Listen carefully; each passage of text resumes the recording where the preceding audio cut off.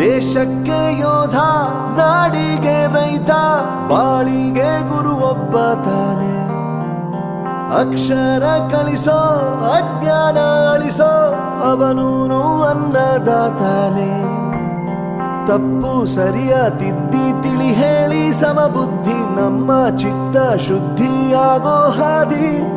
ಎಷ್ಟೇ ದೂರ ಹೋದ್ರೂ ಮರಿಬೇಡ ನಿನ್ನ ಬೇರು, ನಿನ್ನ ಸಾಧನೆಗೆಲ್ಲ ಇದುವೇ ಆದಿ. ಪಾಠಶಾಲಾ